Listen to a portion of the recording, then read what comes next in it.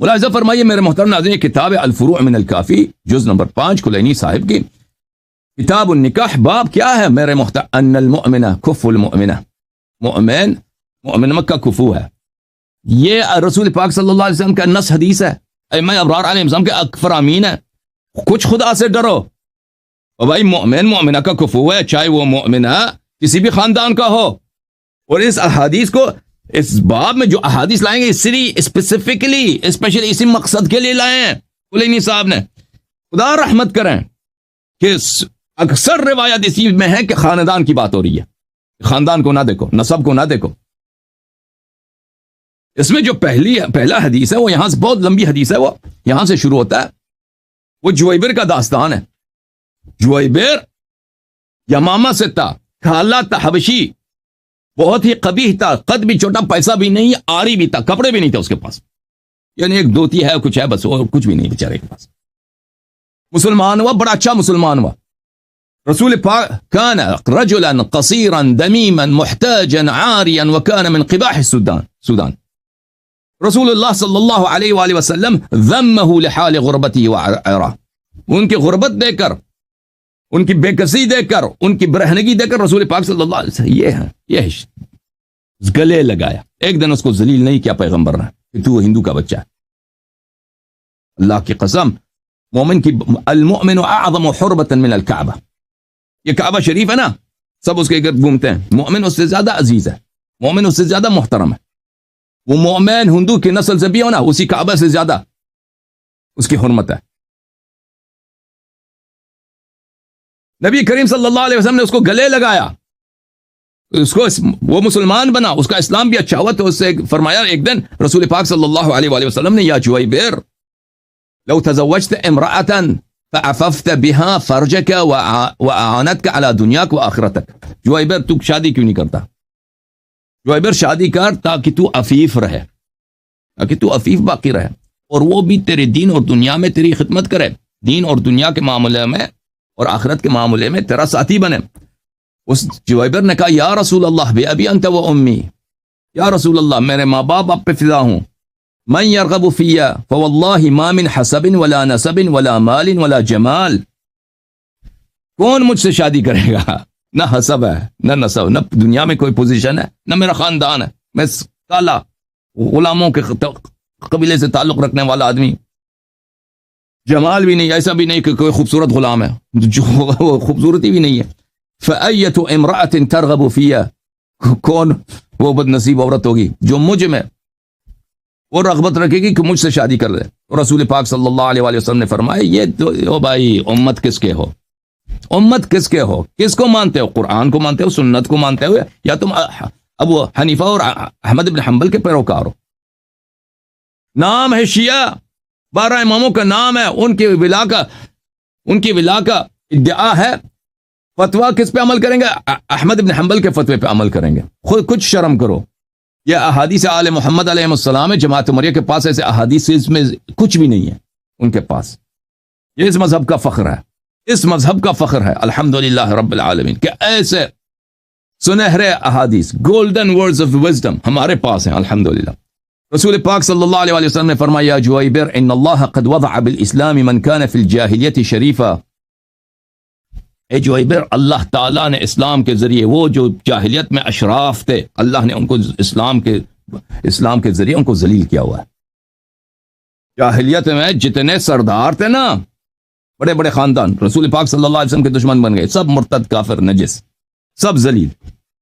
وشرف بالاسلام من كان فی الجاہلیت وضیعا، اور اسلام کے ذریعے ان لوگوں کو رسول پاک صلی اللہ علیہ وآلہ وسلم بھلے کہ اکثر اتباع جو تھے فقیر فقراء تھے، سردار وغیرہ اتنے رغبت نہیں لیتے تھے.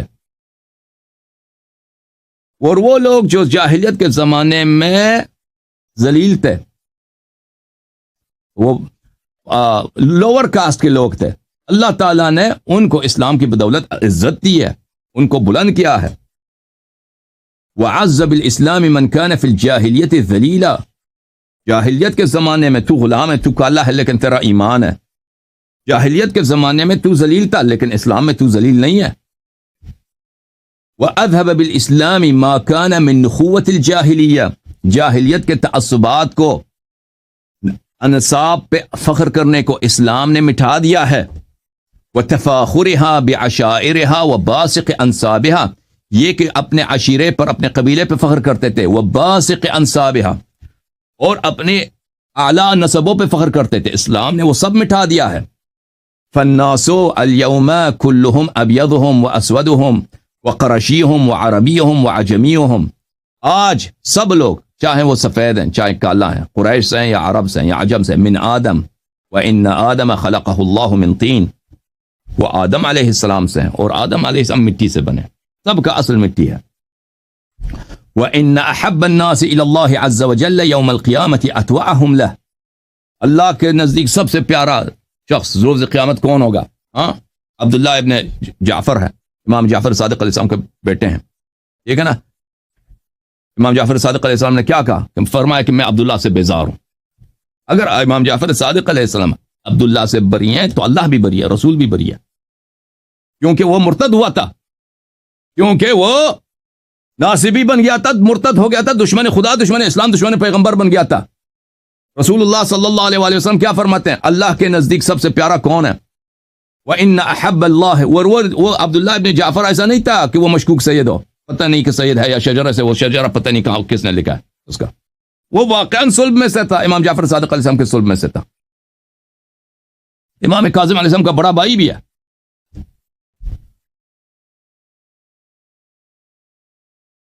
وَأَتْوَعَهُمْ لَهُ، سب سے محبوب، سب سے اللہ تعالیٰ اسی سے زیادہ پیار کرے گا جو اللہ کی زیادہ طاعت کرے گا.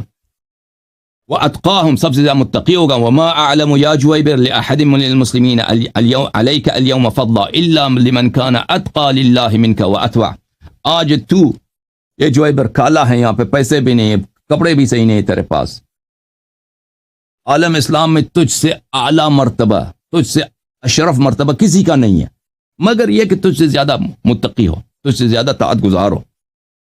انطلق یا جوائبر، جوائبر چلے جائیں یہاں سے زیاد ابن لبید کے پاس. فإنه من اشرف بنی بیاضہ حسبہ، وہ بنی بیاضہ کا شریف ترین، شریف سے مراد یہ نہیں کہ اچھا آدمی، شریف سے مراد یعنی نہایت ہی صاحب دنیا میں صاحب شرف، حسب کے لحاظ سے بہت اشراف میں سے ایلیٹ ہے، ٹھیک ہے نا، اپنے قبیلے کا سردار، بہت ہی بڑا آدمی، اس کے پاس چلا جا.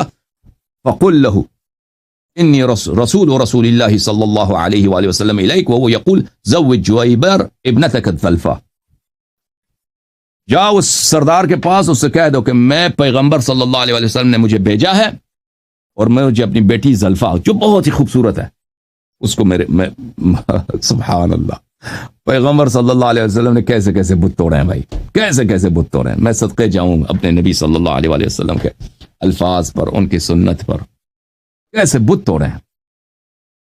اس کی سب سے خوبصورت ترین لڑکی کو کہہ دو کہ اس سے زوجنی، مجھے اس کو میرا ہمسر بنا دے، میری شادی کرا دے، میرا رشتہ دے دے. جوائبر چلا گیا، رسول صلی اللہ علیہ وسلم کا حکم ہے، اس کے پاس لبید جو ہے اپنے گھر میں بیٹھا ہے، اس کی قوم، اس کے سردار ہے، اس کے پاس بیٹھے ہیں. اس سے پوچھا گیا کہ اس سے کہا گیا کہ ایک شخص آیا، کل آیا یہاں پہ آپ سے بات کرنا چاہتا ہے. اس کو اجازت دی، وہ آیا، اس نے سلام دیا. یا زبید، یا زیاد ابن لبید، انی رسول اللہ صلی اللہ علیہ وآلہ وسلم الیک فی حاجۃ لی فابوح بها سرا ابوح بها ام اسرها الیک، میں پیغمبر صلی اللہ علیہ وسلم کی جانب سے پیغام لے کے آیا ہوں، علناً کہہ دوں یا سری طور پہ کہہ دوں؟ اس نے کہا کہ بھلے علن پہ کہہ دے، سب کے سامنے کہہ دے. اس نے کہا بھلے، اس نے کہا کہ یقول لک زوج جویبرا ابنتک الزلفا، میں پیغمبر صلی اللہ علیہ وسلم نے حکم دیا ہے تجھے کہ اپنے بیٹی کا رشتہ مجھ سے کر دے. وہ ایک ہکا بکا رہ گیا، کہتا ہے رسول اللہ صلی اللہ علیہ وسلم ارسلک بہذا، کیا پیغمبر نے واقعا تجھے یہ حکم دیا؟ یہ کیسا حکم؟ یہ تو اس پہ تو قیامت ٹوٹ پڑی ہے نا اس پہ، یہ کیسے پیغمبر نے حکم دیا؟ جوائبر نے کہا کہ میں جھوٹ نہیں کہتا، پیغمبر صلی اللہ علیہ وسلم نے فرمایا. اس نے کہا انا لا نزوج فتایانا الا اکفاءنا من الانصار فانصرف یا جوائبر حتى القى رسول اللہ صلی اللہ علیہ وآلہ فاخبره بعذری. اس نے کہا کہ ہم تو صرف اپنے اکفاء میں، اپنے کفو میں شادی کرتے ہیں، اپنے قبیلے کے لوگوں سے. واپس چلا جا رسول پاک صلی اللہ علیہ وسلم کے پاس، میں ان سے بات کرنے کے لیے چلتا ہوں. جوائبر نکل گیا. اب حدیث میں زیادہ میرے پاس اور بھی احادیث ہیں، وقت نہیں لیتا آپ کا. تو اس کی بیٹی بہت با ایمان بیٹی تھی، اس نے سنا پیغمبر کا فرمان آیا اور میرے والد نے انکار کر دیا. تو اس نے اپنے والد کو بلایا، بیٹی نے کہا کہ ابا جان رسول پاک صلی اللہ علیہ وسلم کا پیغام آیا. دیکھیں وہ سب سے خوبصورت لڑکی ہے لیکن وہ تقویٰ ہے. اس نے اپنے والد کو جہنم سے بچایا. کہا کہ ابا جان یہ آپ نے کیا کیا؟ رسول صلی اللہ علیہ وسلم کی جانب سے رشتہ آیا، ان کا حکم آیا اور تم نے ان کو ٹھکرا دیا.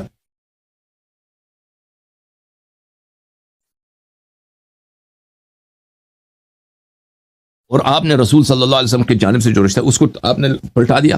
کسی کو بھیج دے، اس کو واپس بلا دے اور خود جا کے پیغمبر سے بات کر. یہ فوراً اس نے کسی کو بھیجا، جویبر کو راستے سے واپس بلایا کہ واپس آ جاؤ، گھر میں بیٹھو. اور وہ خود شخص چلا گیا پیغمبر صلی اللہ علیہ وسلم کے پاس. جب پیغمبر صلی اللہ علیہ وسلم کے پاس آئے، یہ سردار آیا، بأبي أنت وأمي يا رسول الله إن جويبرا أتاني برسالتك وقال إن رسول الله صلى الله عليه وآله وسلم يقول زوج جويبرا ابنتك الذلفاء فلم ألن له بالقول ورأيت لقاءك ونحن لا نتزوج إلا أكفاءنا من الأنصار. یا رسول اللہ صلی اللہ علیہ وسلم، میرے ماں باپ آپ پہ فدا ہوں، آپ کی جانب سے جویبر آیا تھا، اس نے شدید پیغام لے کے آیا کہ میں اپنی بیٹی کی شادی اس سے کر دوں. میں نے تو اس سے ایک نرم لہجے میں بات بھی نہیں کی، اور آپ کو پتہ ہے کہ ہم انصار جو ہیں صرف اب کفو میں شادی کرتے ہیں، کسی اور میں شادی نہیں کرتے. تو رسول اللہ صلی اللہ علیہ وآلہ وسلم نے فرمایا یا جویبر یا زیاد جویبر مؤمن والمؤمن کف للمؤمنہ. زیاد سن لے، جویبر مؤمن ہے، مؤمن مومنہ کا کفو ہے، مؤمن مومنہ کا کفو ہے. ٹھیک ہے نا؟ یہ ایک پرنسپل ہے بھائی، مؤمن مومنہ کا کفو ہے. نسب کو نہیں دیکھا جاتا. ٹھیک ہے، اگر مومن ہے تو اس کو رشتہ دے دو. پھر اس نے رشتہ بھی قبول کیا، اس کے لیے بہترین گھر بنایا اس فقیر آدمی کے لیے، لوگوں اس کی بہترین شادی ہو گئی. پھر وہ بیچارہ شہید ہو گیا، جہاد میں چلا گیا پیغمبر صلی اللہ علیہ وسلم کے بعد، وہ شہید ہو گیا. اور اس کی جو بیوی تھی زلفا، وہ بیوہ بن گئی. پھر بہت اس کے خاصگار بن گئے کہ یہ اتنی مومنہ عورت ہے، اتنی پاک عورت ہے کہ اس نے سب سے شریف خاندان میں ہو کر اور سب سے خوبصورت اور لڑکی ہو کر، لیکن رسول پاک صلی اللہ علیہ وسلم کے حکم کی تعمیل کرتے ہوئے اس نے اپنے والد کو اس نے خود منایا کہ پیغمبر صلی اللہ علیہ وسلم کے کلام کو نہیں ٹکرانا کہ تم جہنمی بن جاؤ گے. پھر اس کے اتنے خاصگار آتے تھے، اس کے بڑے بڑے لوگ آتے تھے اس کے خاصگاری کے لیے. یہ حضرت امام جعفر صادق علیہ السلام کی حدیث ہے.